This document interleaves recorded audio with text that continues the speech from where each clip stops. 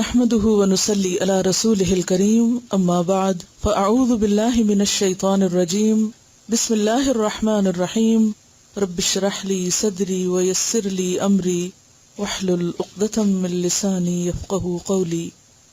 ایک دفعہ درود شریف پڑھ لیجیے.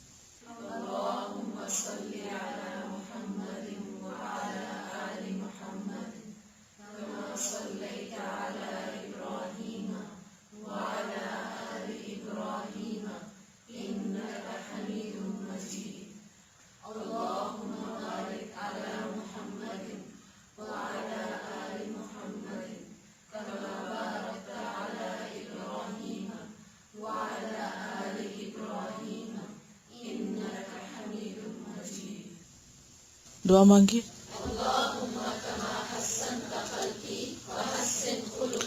دوسری دعا بھی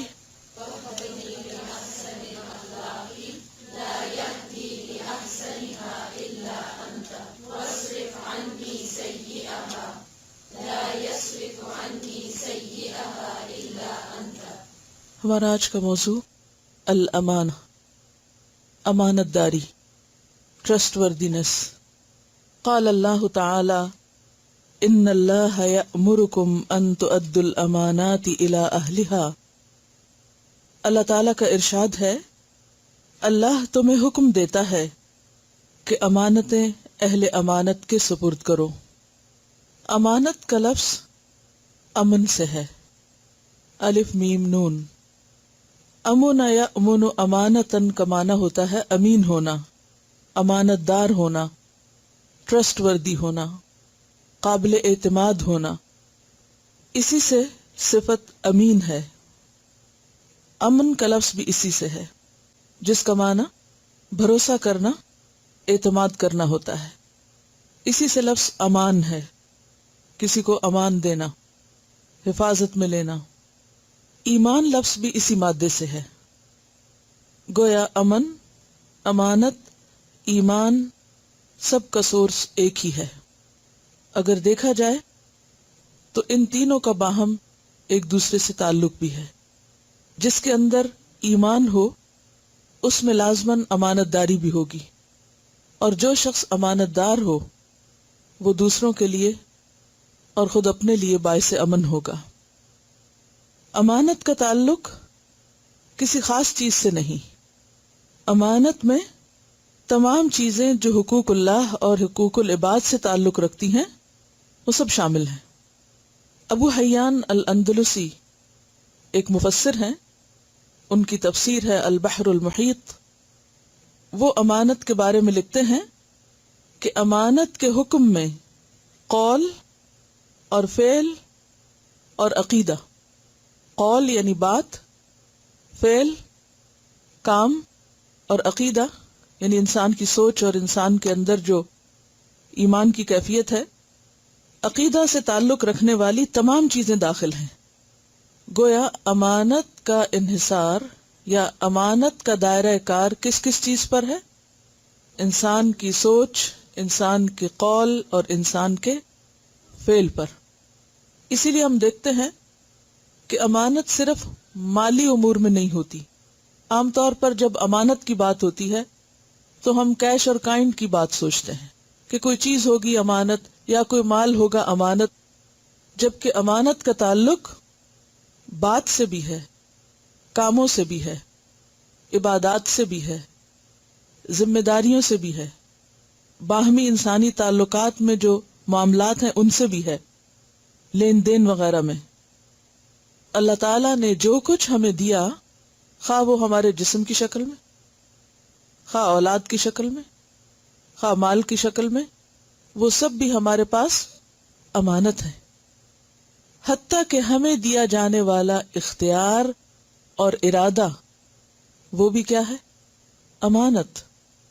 کیونکہ یہ تمام چیزیں ایک خاص اور محدود وقت تک کے لیے ہمیں دی گئی ہیں، ہمیشہ کے لیے نہیں دی گئی.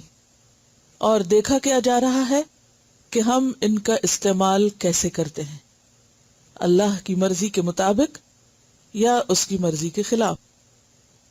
تو اللہ تعالیٰ نے جو کچھ ہمیں دیا وہ امتحان کے لیے دیا، وقتی طور پر دیا، اور بطور امانت دیا. ہم اس کے مالک نہیں. مالک کون ہے؟ اللہ. کوئی بھی چیز آپ دیکھیں جو آپ کو ملی وہ کیا ہے؟ امانت. تو اللہ کی طرف سے جو کچھ ہمیں ملا، خواہ وہ جسم ہے، جان ہے، مال ہے، اولاد ہے، یا پھر وہ ذمہ داریاں ہیں جو عبادات کی شکل میں ہیں، یا ہمارے اوپر کچھ پابندیاں عائد کی گئی ہیں، وہ سب بھی کیا ہیں؟ امانات ہیں. اللہ کے بعد بندوں کی طرف سے جو کہ مختلف چیزوں کے وقتی مالک ہیں، ٹیمپریریلی، اگر کوئی چیز ہمارے پاس رکھی جائے، خواہ وہ کوئی راز ہو، کوئی بات ہو، کوئی چیز ہو، مال ہو، ذمہ داری ہو، وہ بھی کیا ہو جاتی ہے؟ امانت. یعنی امانت نمبر 1 وہ چیز ہوتی ہے جس کا مالک کوئی اور ہوتا ہے، اور نمبر 2 جس کے پاس رکھی جائے وہ امین ہوتا ہے. تو گویا معاملہ دو کے درمیان ہے، مالک اور امین کے درمیان. ایک چیز ہے، مالک کوئی ہے، جس کے پاس رکھی جائے وہ عارضی مالک ہے، اور وہ مالک نہیں ہے بلکہ محافظ ہے، امین ہے، ذمہ دار ہے، نگران ہے، اور اسے اس کو بخوشی لوٹانا ہے. تو گویا ہر حقدار کو اس کا حق لوٹانا کیا ہے؟ امانت داری. اور حقدار کو اس کا حق نہ دینا خیانت، خواہ وہ حقوق اللہ کا معاملہ ہو یا پھر حقوق العباد کا معاملہ ہو. سورۃ المؤمنون کے شروع میں اللہ سبحانہ وتعالی نے اپنے جن بندوں کی کامیابی کی ضمانت دی ہے، ان کی جو صفات بیان ہوئی ہیں، ان میں سے ایک اہم ترین صفت کیا ہے؟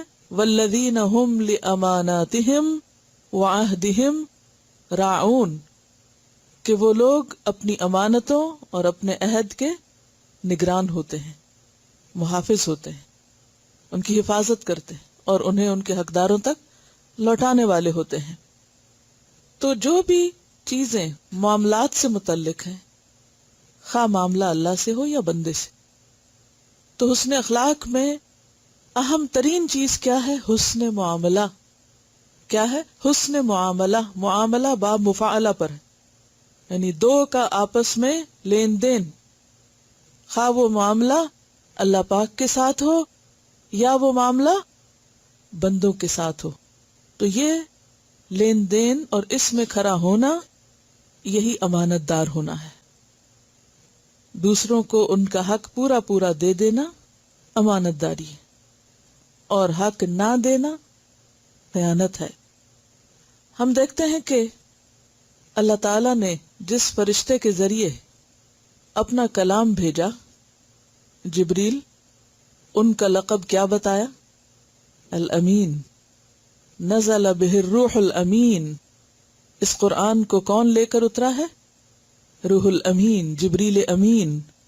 اللہ نے ان کی امانت کی گواہی دی کہ انہیں جو ذمہ داری سونپی گئی تھی، جو کچھ دیا گیا تھا، وہ پورے کا پورا لے کر اترے.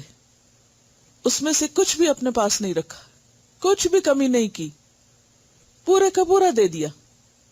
اس کے بعد جس پر قرآن اترا، محمد الرسول اللہ صلی اللہ علیہ وسلم، ان کو کیا کہا گیا؟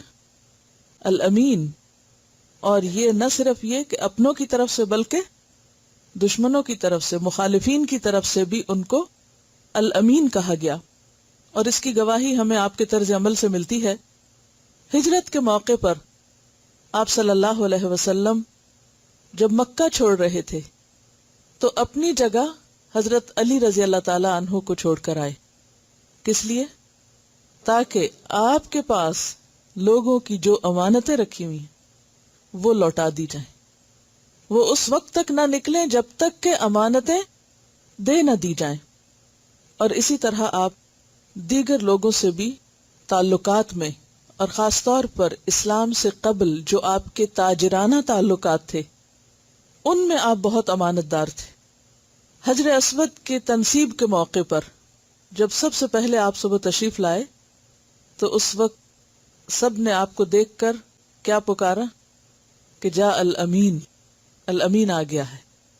گویا آپ مشہور تھے اپنے قابل اعتماد ہونے کے اعتبار سے، امانت دار ہونے کے اعتبار سے۔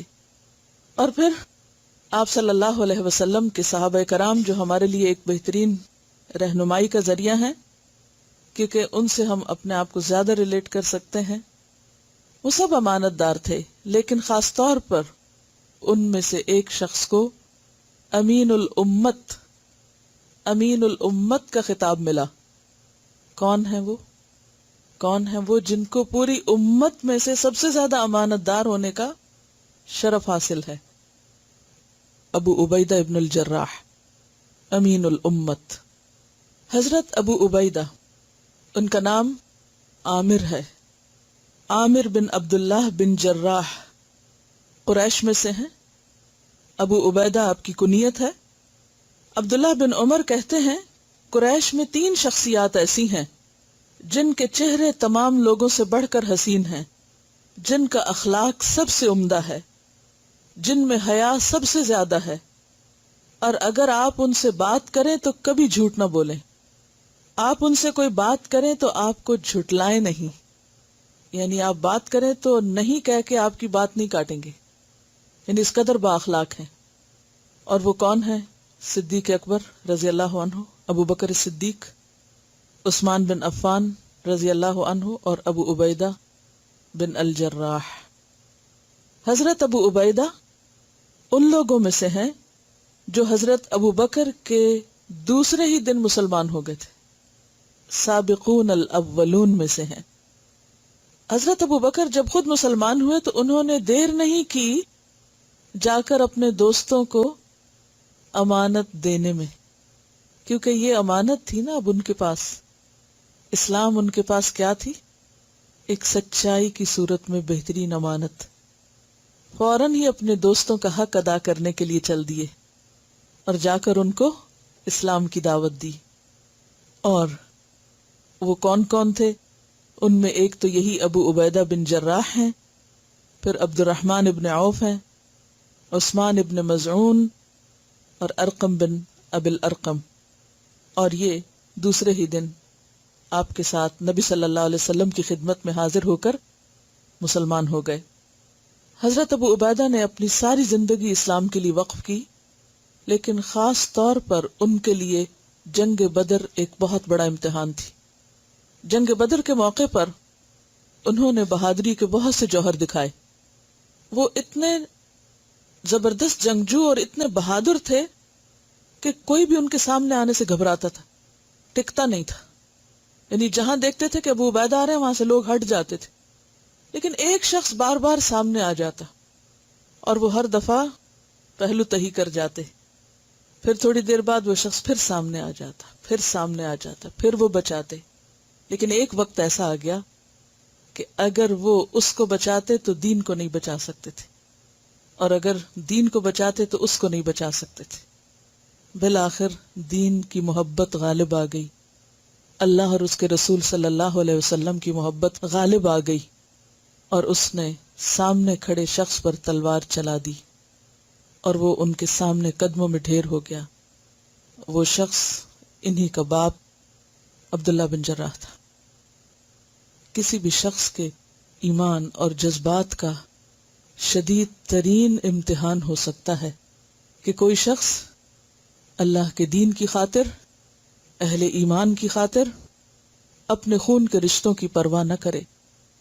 انہی کے بارے میں یہ آیات نازل ہوئی، لا تجد قوما یؤمنون باللہ والیوم الآخر یوادون من حاد اللہ ورسولہ ولو كانوا آباءهم او ابناءهم او اخوانهم او عشیرتهم اولئک كتب في قلوبهم الایمان وأيدهم بروح منه ويدخلهم جنات تجري من تحتها الأنهار خالدين فيها رضي الله عنهم ورضوا عنه أولئك حزب الله ألا إن حزب الله هم المفلحون۔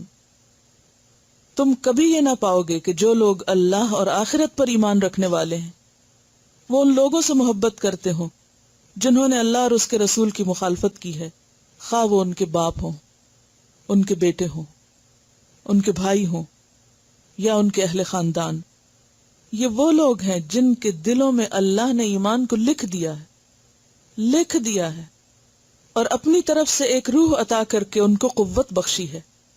وہ ان کو ایسی جنتوں میں داخل کرے گا جن کے نیچے نہریں بہتی ہوں گی، ان میں وہ ہمیشہ رہیں گے۔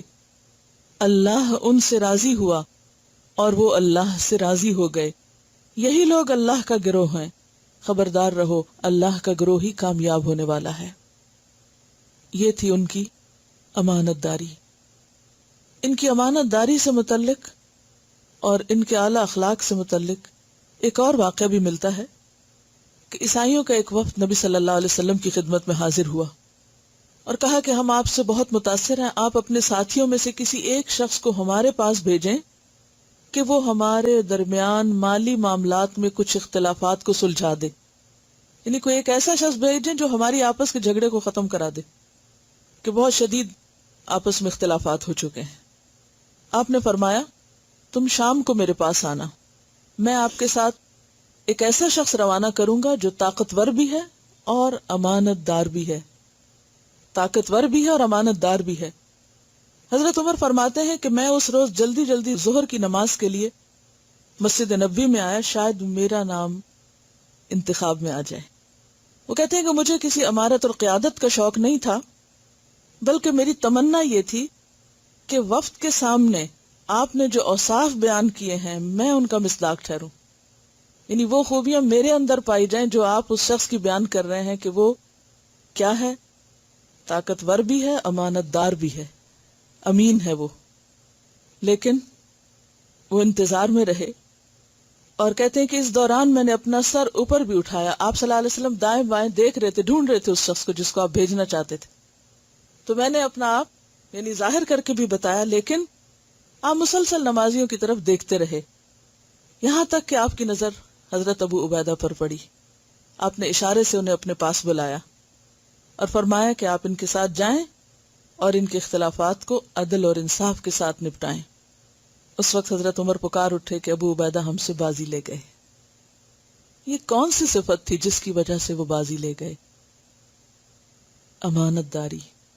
اور ان کی امانت داری اس سے بھی پتہ چلتی ہے کہ ایک اور موقع پر جب آپ نے ان کو ایک لشکر کا قائد بنا کر بھیجا تو کھانے پینے کا سامان بہت کم تھا، صرف ایک تھیلا کھجوریں تھی، وہ ساتھ دی اور کہا کہ یہ روزانہ ایک دے دی جائے اور اس طرح کام چلایا جائے۔ ابو عبیدہ ہر روز صرف ایک کھجور لشکر کو دیتے تھے، یعنی لشکر کے ہر سپاہی کو، اور وہ پانی پی کر اور اس کھجور پر گزارا کرتے، لیکن امانت کا حق ادا کیا کہ وہ ایک سے دو نہ ہوئی، اور خود ان کے پاس تھی، یہ بھی نہیں کیا کہ خود جلدی سے دو کھا لے، یہ کون دیکھ رہا ہے۔ پوری امانت داری سے جیسے کہا گیا ویسے ہی انہوں نے کیا۔ غزوہ احد میں جب آپ صلی اللہ علیہ وسلم کے دانت مبارک شہید ہوئے اور آپ کے سر پر پہنا ہوا لوہے کا جو خود تھا، یعنی ٹوپی کی طرح جو جیسے ذرا جسم پہ پہنی جاتی ہے، تو لوہے کی ٹوپی سر پہ حفاظت کے لیے جیسے ہیلمٹ ہوتا ہے، تو اس کی دو کڑیاں آپ کے جسم میں چبھ گئیں، یعنی اندر دھنس گئی کیلیں اس کی۔ حضرت ابو بکر آگے بڑھ کے نکالنے لگے کہ حضرت ابو عبیدہ نے اپنا شوق ظاہر کیا کہ مجھے نکالنا ہے۔ ان کے شوق کو دیکھتے ہوئے حضرت ابو بکر پیچھے ہٹ گئے، ابو عبیدہ آگے بڑھے اور اپنے دانتوں کے ساتھ ان کیلوں کو کھینچا کہ دانت ٹوٹ گیا، پھر دوسری طرف سے کھینچا، دوسرا دانت ٹوٹ گیا۔ لیکن صحابہ کہتے ہیں کہ وہ ان ٹوٹے ہوئے دانتوں کے ساتھ بھی انتہائی حسین نظر آیا کرتے تھے، یعنی ایک دانت ٹوٹنے کے بعد دوسرا دانت بھی اللہ کے رسول صلی اللہ علیہ وسلم کی ایسی محبت اور سچی محبت کہ جو کہا کر کے دکھایا، صرف آفر ہی نہیں کیا بلکہ واقعی اپنے آپ کو حقیقت میں پیش کیا۔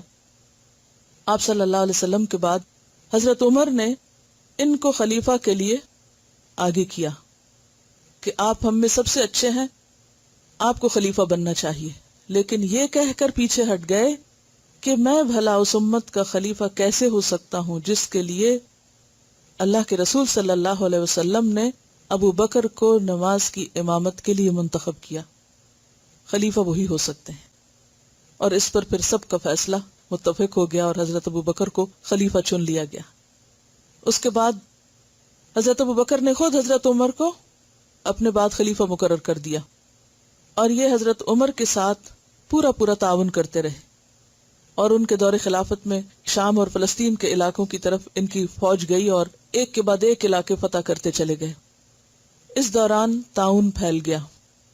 حضرت عمر رضی اللہ تعالیٰ عنہ کو جو ہی پتا چلا کہ تعاون پھیل گیا ہے، انہوں نے فوراً ایک قاصد کو خط دے کے بھیجا اور کہا کہ ابو عبیدہ اس خط کو پڑھتے ہی شام ہو تو سویر کا انتظار نہ کریں اور صبح ہو تو شام کا انتظار نہ کریں، فوراً آپ میرے پاس آ جائیں.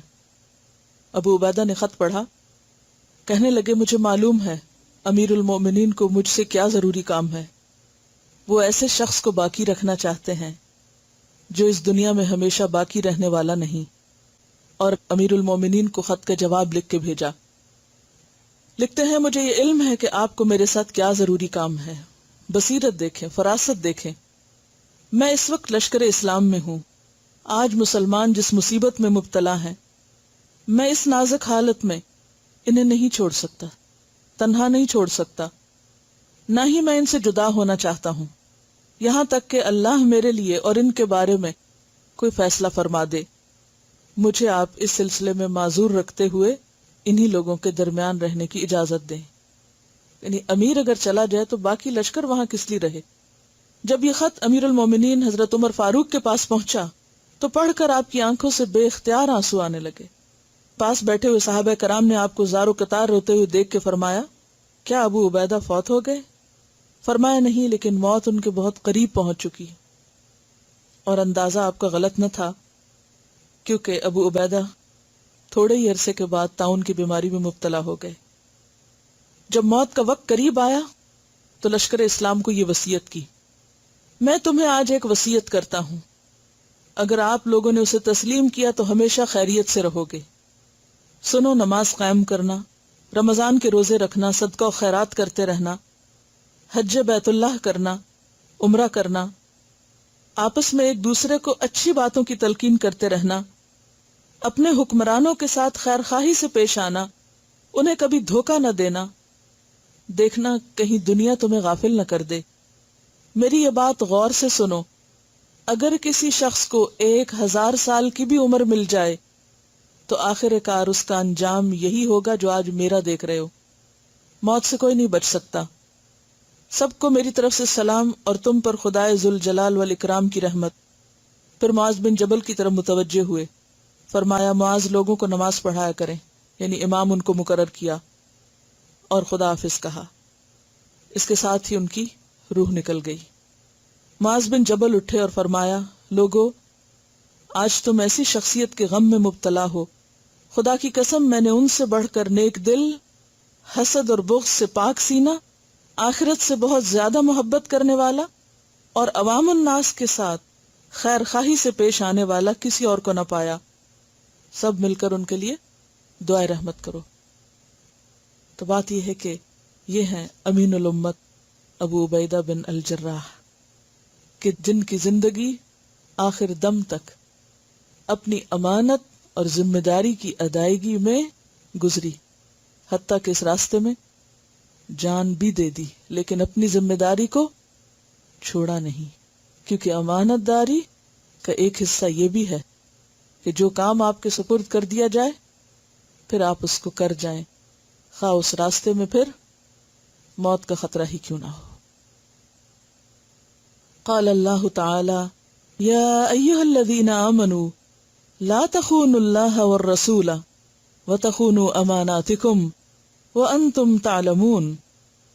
اللہ تعالیٰ نے فرمایا، اے لوگو جو ایمان لائے ہو، جانتے بوجھتے اللہ اور اس کے رسول کے ساتھ خیانت نہ کرو، اور اپنی امانتوں میں غداری کے مرتکب نہ ہو، اور تم جانتے ہو. خانہ یخون خونا، اور خیانتاً کہتے ہیں امانت میں خیانت کرنے کو. خون اصل میں کہتے ہیں جسم میں کمزوری کو یا نظر کی کمزوری کو، یعنی کمی کرنا. جہاں امانت پورا حق ادا کرنا ہے، وہاں خیانت حق میں کمی کرنا. جیسے ہم دیکھتے ہیں نا اپنی آنکھوں سے تو نگاہ کمزور ہوتی ہے تو چیز اپنے اصل شکل میں نظر نہیں آتی، تو وہ نگاہ کیا کرتی ہے؟ خیانت کر جاتی ہے۔ جسم ساتھ نہیں دیتا تو اس کو بھی کیا کہتے ہیں؟ جسم خیانت کر رہا ہے۔ تلوار موقع پر کام نہ کرے، اچٹ جائے تو کہتے ہیں تلوار نے خیانت کی۔ پاؤں لڑکھڑانے لگے، چلے نہ، تو کہتے ہیں پاؤں خیانت کر رہے ہیں۔ تو کوئی بھی چیز جو کسی خاص مقصد کے لیے بنی ہو، جب وہ اپنا کام پورا نہ کرے تو اس کے کام میں کمی یا کوتاہی کو خیانت سے تعبیر کیا جاتا ہے۔ اللہ نے ہمیں جو بھی صلاحیتیں دے رکھی ہیں، جو طاقتیں اللہ سبحانہ وتعالیٰ نے ہمیں دی ہیں، اگر ہم ان طاقتوں کو ضائع کرتے ہیں، ان سے پورا کام نہیں لیتے، ان کو مزید نکھارتے نہیں، پالش نہیں کرتے، تو یہ بھی کیا ہے دراصل؟ اپنے ساتھ خیانت۔ مثلا اگر آپ لکھ سکتے ہیں اور آپ اللہ کے دین کے دفاع میں نہیں لکھتے تو آپ اپنے ساتھ کیا کر رہے ہیں؟ خیانت کر رہے ہیں۔ آپ بول سکتے ہیں، آپ بولتے نہیں، خیانت کر رہے ہیں۔ آپ کے پاس مال ہے، ضرورت کے وقت آپ اسے خرچ کر سکتے ہیں، نہیں کرتے تو اللہ کے دین کے ساتھ جہاں اس کو ضرورت ہے خیانت کر رہے ہیں۔ تو کسی بھی ایسے موقع پر کہ جہاں انسان اپنی کسی خاص طاقت یا صلاحیت یا قوت، انرجی یا وقت، اس کے ساتھ انصاف کر سکتا ہو، اسے بہترین سے بہترین کام میں لگا سکتا ہو، جب اسے وہ نہیں لگاتا تو وہ کیا کرتا ہے؟ خیانت کرتا ہے۔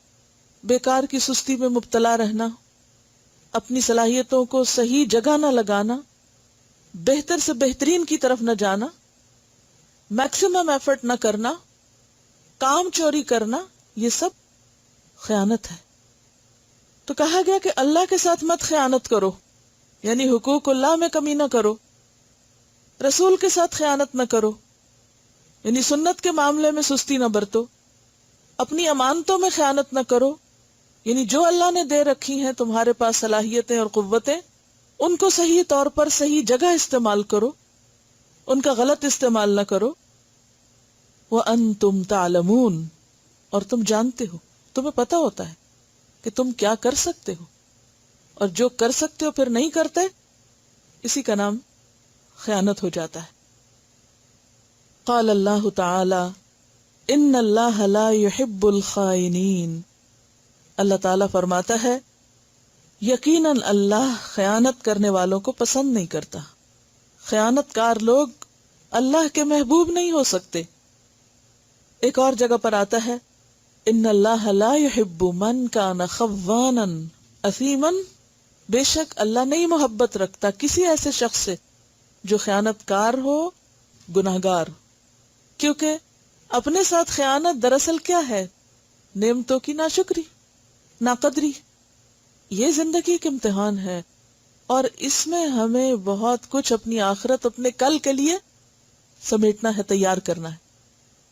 جیسے فرمانا وَلْتَنْظُرْ نَفْسٌ مَا قَدَّمَتْ لِغَدٍ، ہر شخص کو یہ دیکھنا ہے کہ اس نے اپنے کل کے لیے کیا آگے بھیجا ہے، کیا تیار کیا ہے، کیونکہ کل کا دن ہی تو اصل زندگی ہے۔ آج تو ایک دن ہے، بس one day, only one day. ہم یہاں ایک دن کے لیے ہیں صرف اس دنیا میں، اور اصل زندگی کل شروع ہونے والی، اور کل کی زندگی کا انحصار آج کے عمل پر ہے کہ آج ہم اپنے لیے کتنا سمٹتے ہیں، کیا کرتے ہیں۔ تو اس میں ہر شخص کو اپنی اپنی طاقت، اپنی اپنی ہمت، صلاحیت کے مطابق زیادہ سے زیادہ خیر کے کام کرنے ہیں، تاکہ اس کی کل آرام سے گزرے، جو ہمیشہ کی کل ہے۔ اور یہ اسی وقت ہو سکتا ہے جب ہم سیلف پٹی کا شکار نہ ہوں، خود پر ترس نہ کھائیں، اپنے ساتھ رعایت نہ برتیں، اور جو اللہ نے دیا ہے اس کو صحیح جگہ، صحیح طور پر استعمال کر جائیں۔ ایک روایت میں آتا ہے مومن میں تمام خصائل ہو سکتے ہیں، یعنی بہت سی کمزوریاں ہو سکتی ہیں، لیکن جھوٹ اور خیانت نہیں ہو سکتی۔ یعنی خیانت مومن کے ساتھ میچ نہیں کرتی، ایمان کے منافی ہے۔ اسی لیے حضرت انس رضی اللہ عنہ کہتے ہیں قلما خطبنا رسول اللہ صلی اللہ علیہ وسلم، کم ہی ایسا ہوا ہے کہ اللہ کے رسول صلی اللہ علیہ وسلم نے ہمیں کوئی خطبہ دیا ہو اور اس میں یہ الفاظ نہ کہے ہوں کہ لا ایمان لمن لا امانت لہ، کہ جس کے پاس امانت نہیں اس کا ایمان ہی کوئی نہیں. اور یہاں بھی حدیث یہی بتا رہی ہے. عن انس بن مالک قال خطبنا رسول اللہ صلی اللہ علیہ وسلم فقال فی الخطبة لا ایمان لمن لا امانت لہ ولا دین لمن لا عہد لہ. سیدنا انس بن مالک رضی اللہ عنہ سے روایت ہے کہ رسول اللہ صلی اللہ علیہ وسلم نے ہم سے خطاب کیا تو خطبہ میں فرمایا اس میں ایمان نہیں جس میں امانت نہیں، اور اس کا دین ہی نہیں جس میں عہد کی پابندی نہیں. تو اس سے کیا پتہ چلتا ہے کہ امانت کس کا حصہ ہے؟ ایمان کا حصہ ہے، ایمان کی علامت ہے. اگر امانت داری نہیں تو پھر ایمان بھی کوئی نہیں. ان کا روٹ اور مادہ اور اصل بھی ایک ہے، اور ویسے بھی ڈائریکٹ کنیکشن ہے. ایمان ہے تو امانت ہوگی، امانت ہے تو ایمان ہوگا. اور اس کے بارے میں ایک اور حدیث میں آتا ہے، حذیفہ بن یمان جن کو سر الرسول کہتے ہیں صلی اللہ علیہ وسلم، رسول اللہ صلی اللہ علیہ وسلم کے رازدان. کیوں کہا گیا تھا ان کو یہ؟ ان کو اللہ کے رسول صلی اللہ علیہ وسلم نے مدینہ کے منافقین کے نام بتائے تھے. اللہ تعالیٰ نے جو وحی کے ذریعے آپ کو بتایا تو آپ نے ان کو بتائے تھے کہ کون کون منافق لوگ ہیں، اور پھر ان کو روک دیا گیا تھا کہ یہ آگے کسی کو بتائیں.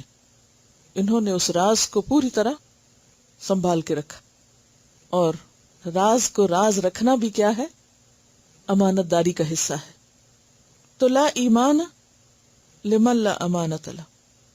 بات یہ ہے کہ امانت انسان کی فطرت میں ہے. امانت دار ہونا اللہ نے انسان کے اندر رکھ دیا ہے کہ وہ ایسا ہی ہو، اور جب وہ خیانت کرتا ہے تو دراصل اپنی فطرت کے خلاف جاتا ہے.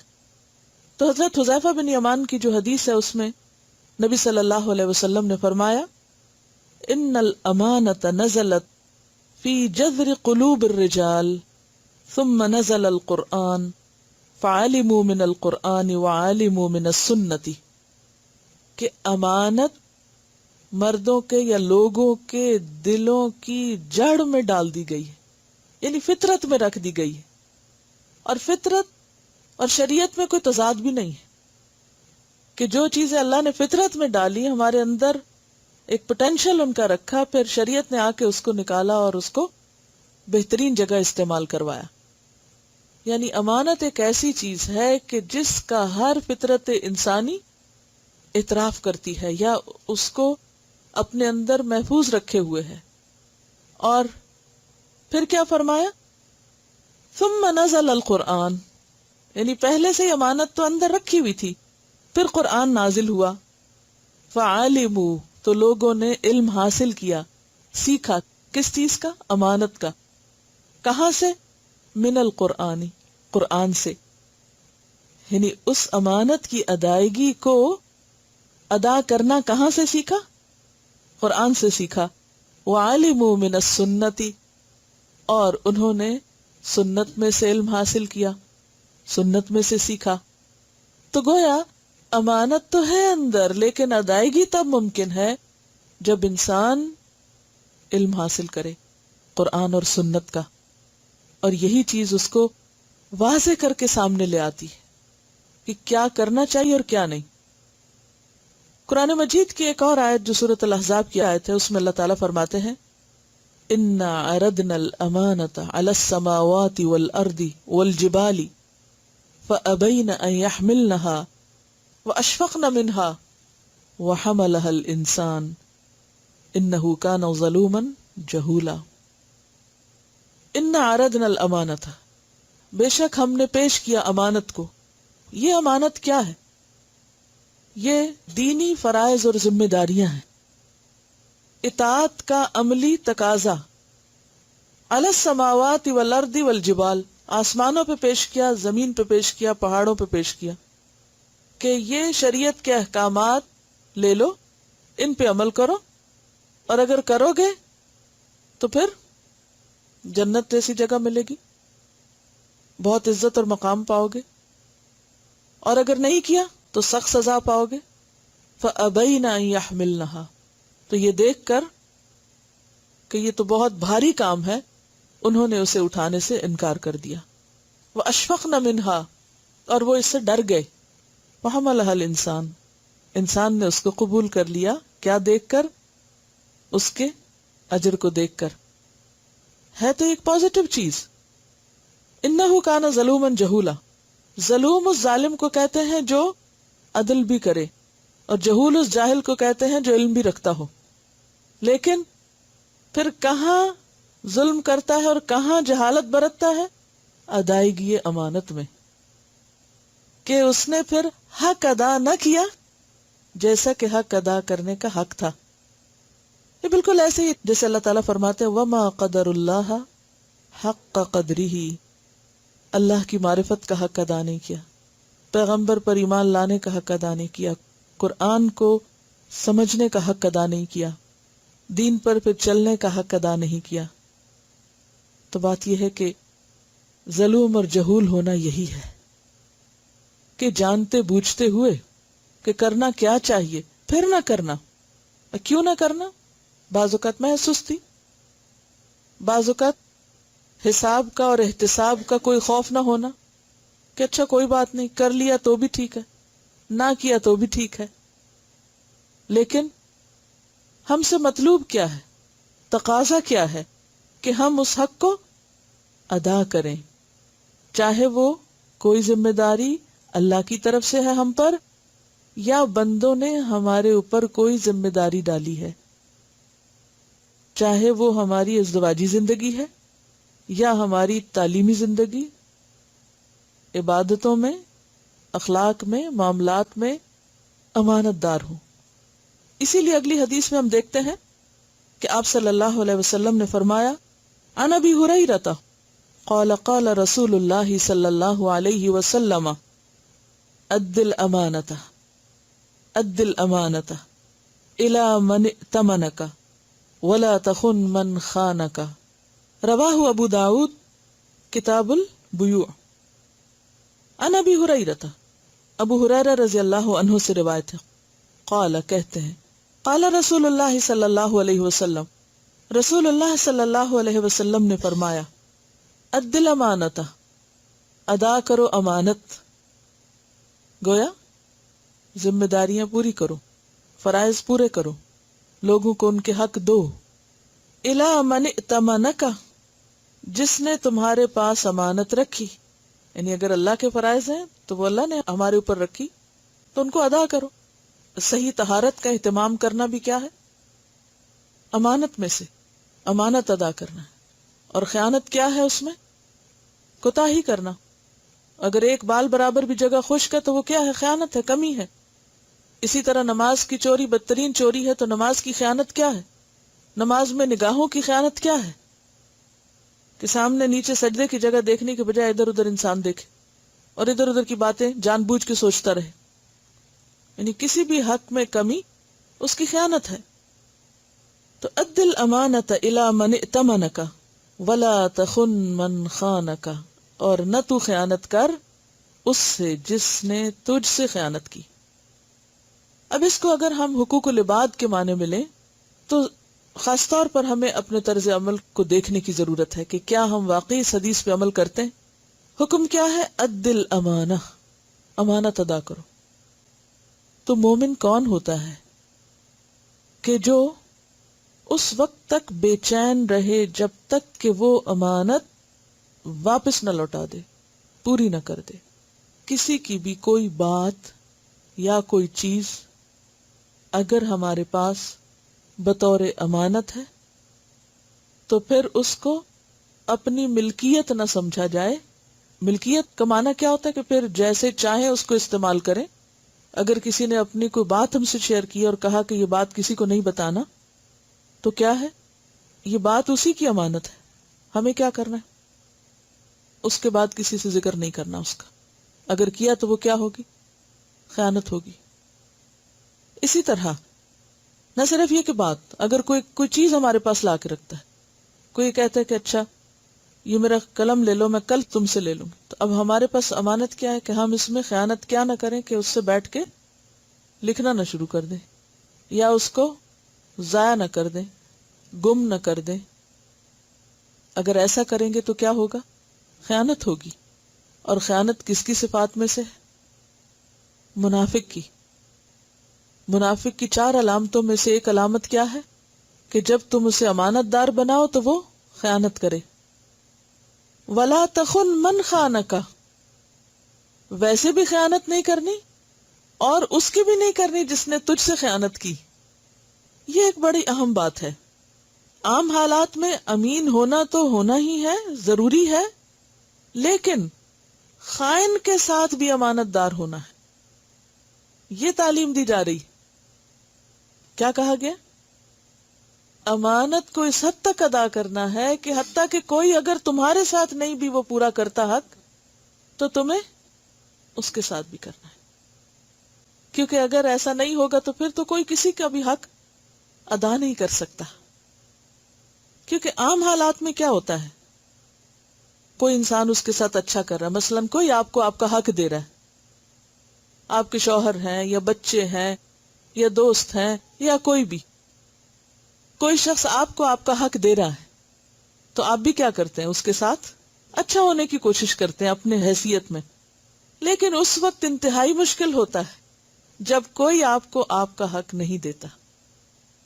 یہاں پر کیا سکھایا جا رہا ہے کہ امانت دو اس کو بھی جو تمہیں دے رہا ہے، اور جو تم سے خیانت کر رہا ہے، تمہارا حق نہیں دے رہا، اس کا بھی حق دو.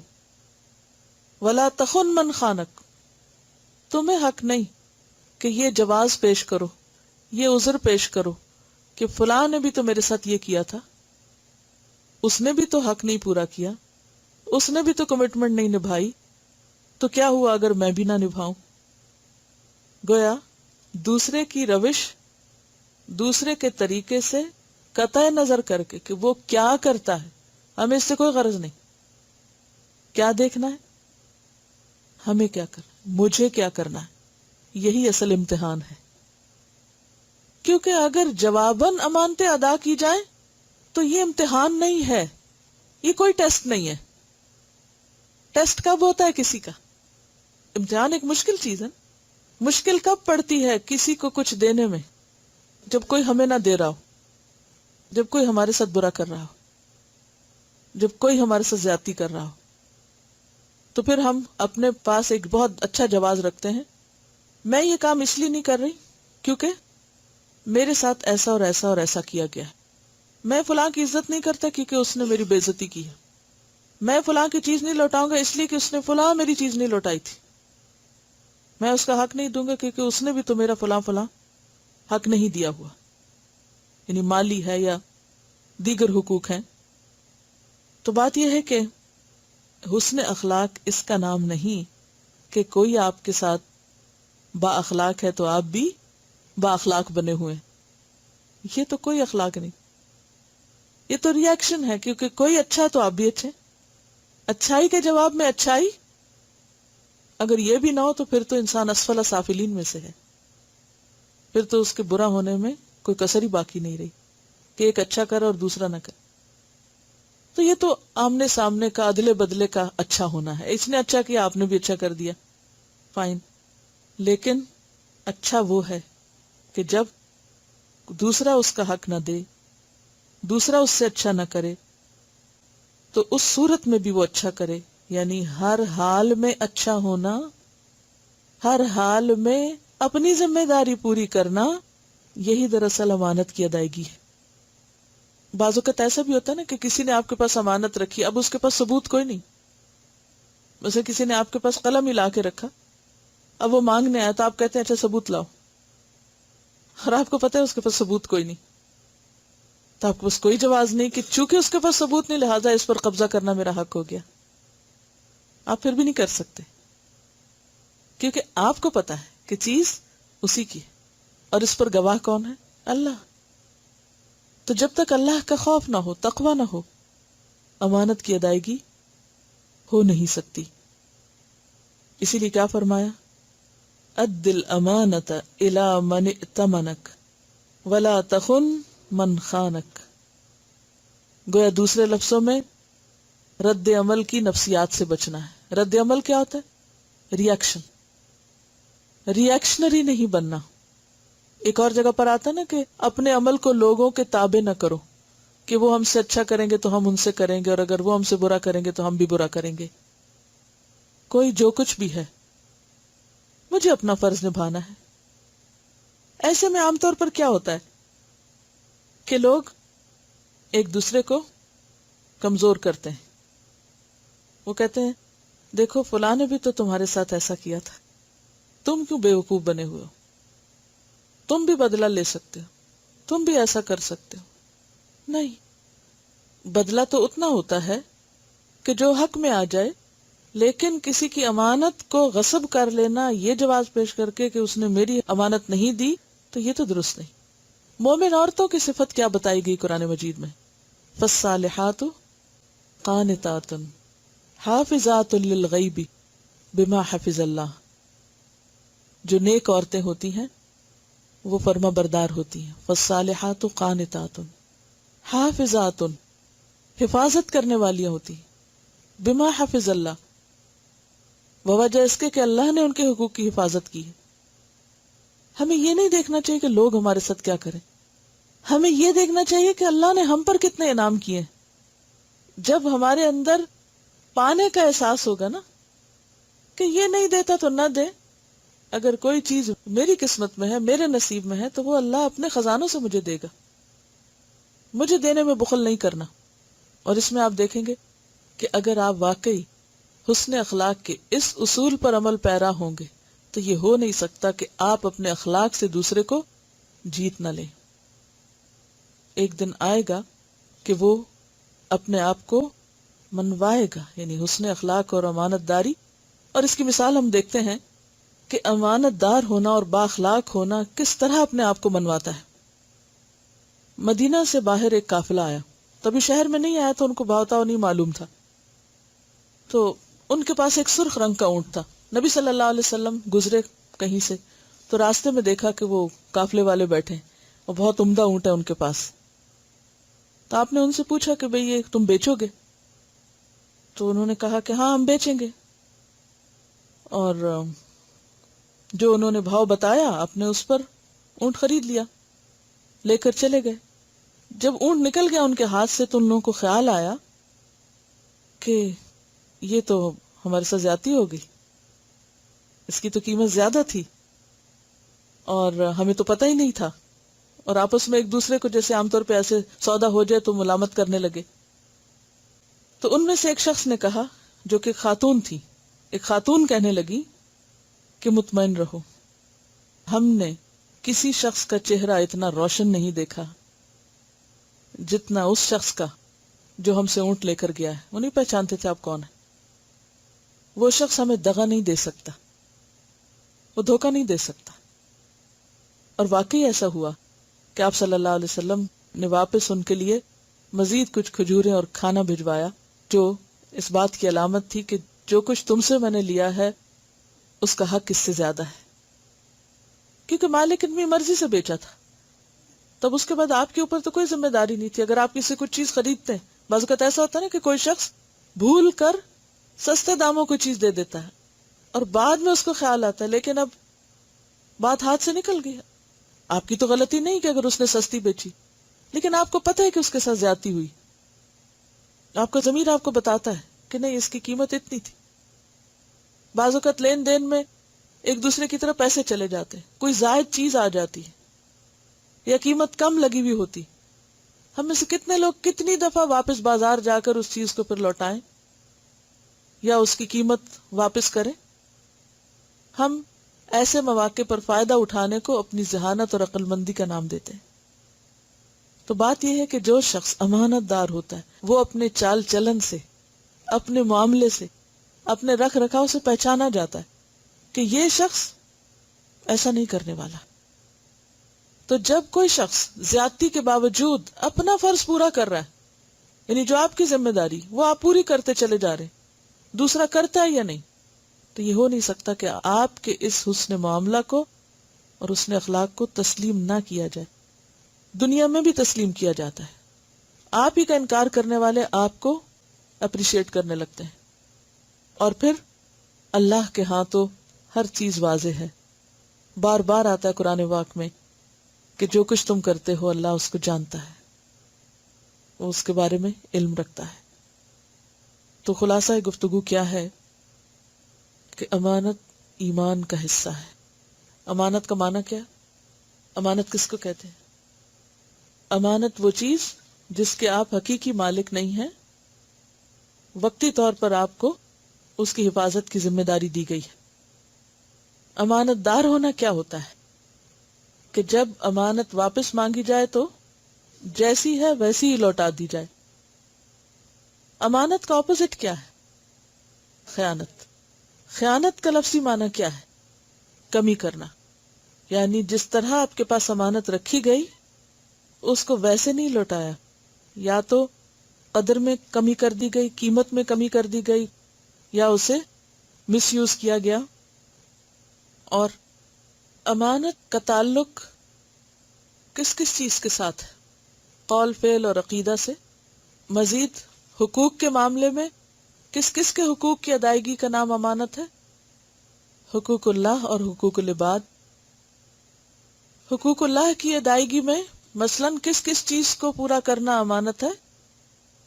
نماز، زکوٰۃ کی پوری ادائیگی، حج کی ادائیگی، یعنی جو بھی اللہ کے حقوق ہیں ان کو بر وقت ادا کر دینا اور جیسا کہا گیا ویسا ہی کرنا. اور حقوق العباد میں کس کس چیز کی ادائیگی امانت داری؟ جن کا بھی ہم پر حق ہے، خواہ ہمارے والدین ہیں. بعض اوقات لوگ کہتے ہیں نا ہمارے والدین نے ہمارے لیے کیا کیا کہ اب ہم ان کو پوچھیں. کہتے ہیں نا یہ انہوں نے آپ کو پیدا کیا، اگر کچھ بھی نہیں کیا تو پیدا کیا، یہ سب سے بڑی بات ہے.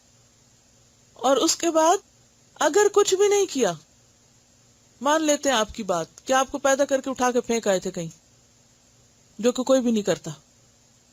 اگر انہوں نے پھینک ہی دیا آپ کو، اب آپ ان کے چونکہ بچے ہیں تو آپ کے اوپر ذمہ داری کیا ہے؟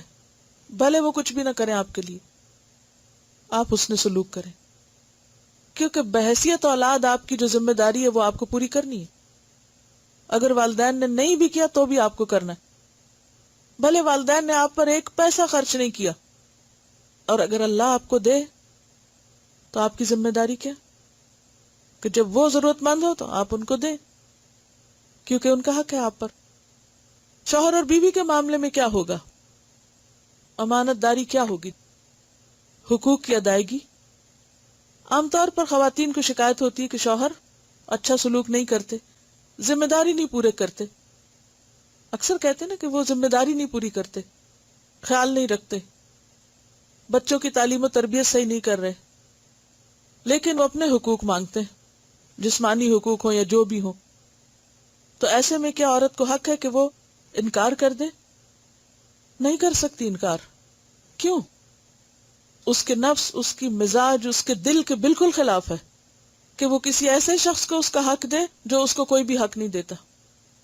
وہ کسی ایسے شخص کو خوش رکھے جو اس کو خوش نہیں کرتا. وہ کسی ایسے شخص کی ضرورت پوری کرے جو اس کی کوئی ضرورت پوری کرنے کی ذمہ داری نہیں لیتا. تو جب تک تعلق باقی ہے تو حق دینا ہی دینا ہے، چاہے وہ نہ دے. اس کا معاملہ رب کے ساتھ ہے. ہو سکتا ہے کہ آپ کے حق دینے کی وجہ سے وہ بھی حق دینا سیکھ جائے. بعض اوقات کہتے ہیں نا کہ فلاں ہمارے ساتھ وفادار نہیں، وہ ہمارے ساتھ خیانت کرتا ہے. کیا اس سے ہمیں اجازت مل جائے گی کہ ہم بھی خیانت شروع کر دیں؟ شوہر ہمیں دھوکہ دے رہا لہٰذا ہم بھی کہیں اور دوستی کر لیں اور دھوکہ دیں اس کو. وہ بھی تو ایسا کرتا ہے، ہم بھی کر لیں. کیا ایسے کر سکتے؟ کیونکہ بہت سے لوگ اس طرح کے جواز پیش کرتے ہیں کہ ہمارے شوہر نے فلاں عورت سے دوستی کر رکھی ہے تو ہمیں کیوں نہیں حق کہ ہم بھی کسی اور مرد سے دوستی کر لیں. کیا کوئی عورت ایسے کر سکتی؟ نہیں کر سکتی، کیونکہ ہمارا معاملہ اللہ کے ساتھ ہے. کوئی اگر غلط کرتا ہے تو ہمیں حق نہیں کہ ہم بھی غلط ہو جائیں. لا تخن من خانک. کیوں نہیں؟ Why not? ہم اپنے اعمال کے بارے میں اللہ کے سامنے جواب دہ ہیں، کسی اور کے عمل کے بارے میں نہیں۔ ری ایکشن میں غلط کام کرنا، غلط قدم اٹھانا اس کو نہیں نقصان دے گا، خود ہمیں ہمارے اخلاق اور ہمارے ایمان اور ہماری آخرت کو نقصان دے سکتا ہے۔ یہ جواز نہیں۔ کیا کوئی چوری کرے تو ہمیں بھی چوری کا حق مل جائے گا؟ کوئی جھوٹ بولے تو ہمیں بھی جھوٹا ہونے کا ثواب ملے گا؟ کوئی غیبت کر رہا ہو تو ہمیں بھی کود پڑنا چاہیے غیبت کرنے میں؟ کوئی کسی کے بارے میں غلط بات کہہ رہا تو ہمیں بھی ساتھ شامل ہو جانا چاہیے؟ نہیں۔ جو حق نہ دے اس کو حق دینا احسان میں بھی آتا ہے، اگرچہ فرض ہے، یہاں احسان سے زیادہ فرض ہے۔ اگر ہم دے رہے ہیں تو شاید ہم احسان نہیں کر رہے، ہم فرض ادا کر رہے ہیں، ہم اپنا فرض پورا کر رہے ہیں۔ اور جب ہم اپنا فرض پورا کر رہے ہیں تو اس کا قدردان اللہ ہے۔ بندوں کے ساتھ جو بھی ہمارا معاملہ ہو، چاہے وہ راز ہو، چاہے وہ مال ہو، چاہے انہوں نے ہمیں کوئی ذمہ داری سونپی ہو کہ اچھا میں یہ جا رہا ہوں، میں اس چیز کا خیال رکھنا، اور وہ واپس آیا تھا کہ او ہو میں تو بھول گئی، وہ تو چوری ہو گئی آپ کی چیز، یہ امانت داری نہیں۔ پچھلی دفعہ کی جو ہماری اسائنمنٹ تھی اس میں یہ اسلام آباد سے فیڈ بیک ہے، باب المجالس میں ہم نے یہ تہیہ کیا تھا کہ اپنی ذات سے کسی کو تکلیف نہیں دیں گے، اور اس میں انہوں نے لکھا ہے کہ ہاسٹل کی طالبات نے شعوری کوشش کی اور اس میں دو چیزیں سامنے آئیں۔ ایک تو یہ کہ کافی طالبات اس کوشش میں کامیاب رہیں کہ ان کی ذات سے کسی کو تکلیف نہ پہنچے۔ جو لوگ ہاسٹل میں رہے انہوں نے بھی اس بات کا خیال رکھا، اور جو ویکنڈ پہ گھروں میں گئے تو گھروں میں جا کر بھی اس بات کا خیال رکھا۔ مثلا سفر کرتے ہوئے سمٹ کر بیٹھے، اپنی چیزیں بھی سمیٹ کے رکھی تاکہ دوسروں کو اذیت نہ ہو۔ واش روم استعمال کرتے ہوئے اس بات کی یقین دہانی کی کہ نکلتے ہوئے کوئی ایسی چیز نہ چھوڑی جائے کہ جو دوسرے کے لیے باعث اذیت ہو، جیسے پانی گرا دینا یا فلش نہ کرنا یا کیئرلیسلی چیزوں کو یوز کرنا۔ مجلس سے نکلتے ہوئے دھیان رکھا گیا کہ کوئی چیز پیچھے نہیں چھوڑی گئی جس سے دوسروں کو اٹھانے کی تکلیف ہو، کیونکہ بعض اوقات ہم اپنی چیزیں غفلت میں بھول کے چھوڑ آتے ہیں اور پھر دوسرے پیچھے پیچھے ان چیزوں کو سمیٹتے رہتے ہیں اور دوسروں کے لیے ہم اذیت کا باعث بنتے ہیں۔ اپنی چیزوں کو سمیٹ کر رکھا گیا۔ ڈیوٹی پر وقت پر آئے لوگ اپنے حصے کا کام خود کیا، اور یہ امانت میں بھی شامل ہے۔ ڈیوٹی پر وقت پر آنا اور اپنی ذمہ داری یا جو کام ذمہ کیا گیا اس کو پورا کرنا۔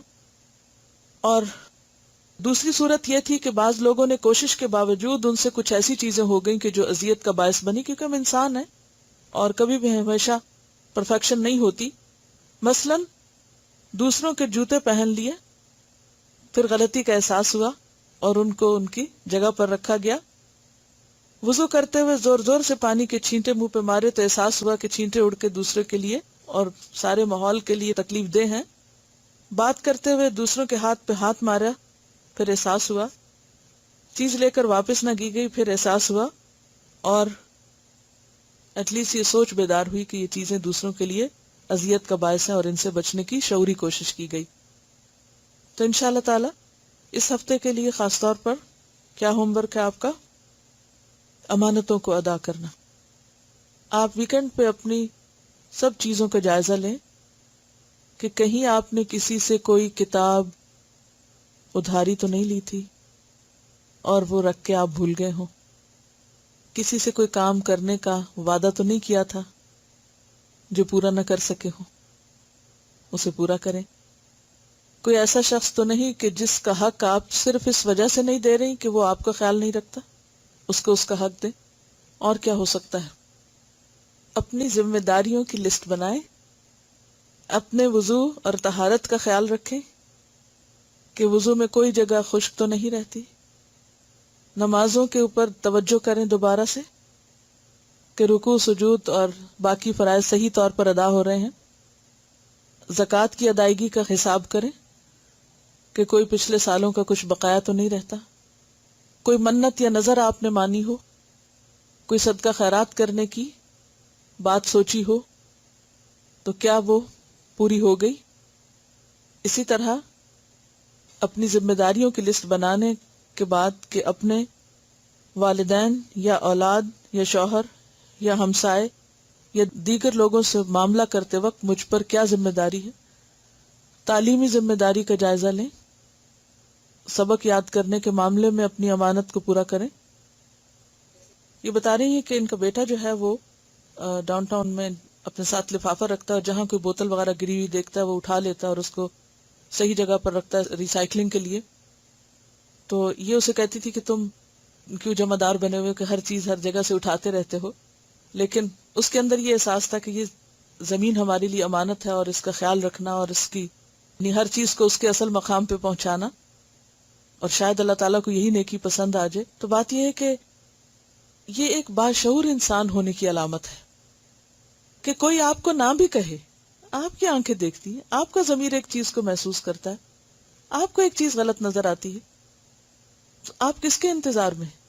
اگر آپ حجاب کے ساتھ سڑک پر گری ہوئی کوئی چیز اٹھا کر اس کی صفائی کر دیتے ہیں یا صحیح جگہ پہ رکھتے ہیں، یا کم از کم اگر آپ کہیں تفریح کے لیے جاتے ہیں، پارک وغیرہ میں جاتے ہیں، تو اپنے پھینکی ہوئی چیزوں کو خود اٹھا لیتے ہیں اور صحیح جگہ پر صفائی ستھرائی کا اہتمام کرتے ہیں، جو انسٹرکشنز دی ہوئی ہیں ان کو فالو کرتے ہیں، تو یہ سب بھی ایک اسلام کی عملی چلتی پھرتی تبلیغ ہے. اور ان چیزوں کی اصولوں کی پابندی نہ کرنا اور جو کہا گیا اس کو نہ ماننا اور اس کا خیال نہ کرنا، یہ سب پھر خیانت میں شامل ہو جاتا ہے. وآخر دعوانا ان الحمد للہ رب العالمین. سبحانک اللہم وبحمدک نشہد ان لا الہ الا انت نستغفرک ونتوب الیک.